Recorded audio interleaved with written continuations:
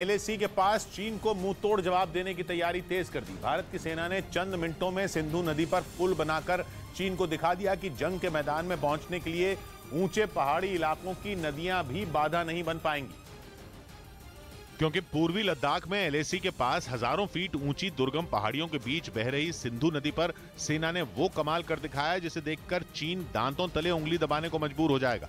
सेना के जवानों ने देखते ही देखते नदी के ऊपर लोहे का मजबूत पुल खड़ा कर दिया। इसके बाद उस पुल से सेना की भारी भरकम गाड़ियां गुजरती दिखाई दी।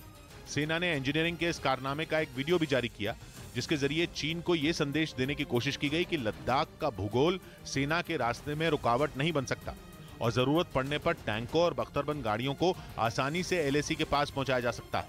मतलब यह कि भारतीय सेना ने एलएसी पर चीन को चित करने की पूरी तैयारी कर ली, जो भारत को उकसाने का कोई मौका हाथ से नहीं जाने दे रहा।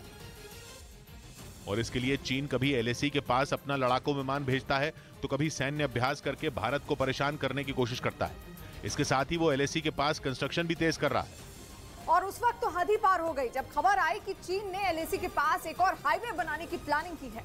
लेकिन भारत ने भी उसी की भाषा में करारा जवाब देने की ठान ली और एलएसी के पास तनाव के बीच लद्दाख में पुलों और सुरंगों समेत बुनियादी ढांचे के विकास पर जोर देना शुरू कर दिया। यानी एलएसी पर अब चीन की हर चाल का जवाब बिना वक्त गंवाए दिया जाएगा। जो एलएसी के पास सड़कों के बनने से पहले ही टेंशन में है, जबकि वो खुद वही हरकत कर रहा है। वो भारत की तुलना में एलएसी के पास ज्यादा निर्माण कर रहा है और उसे नेशनल प्लान का हिस्सा बता रहा है। गलवान हिंसा के बाद के 2 सालों में उसने बॉर्डर पर मिलिट्री इंफ्रास्ट्रक्चर का एक जाल तैयार कर लिया है।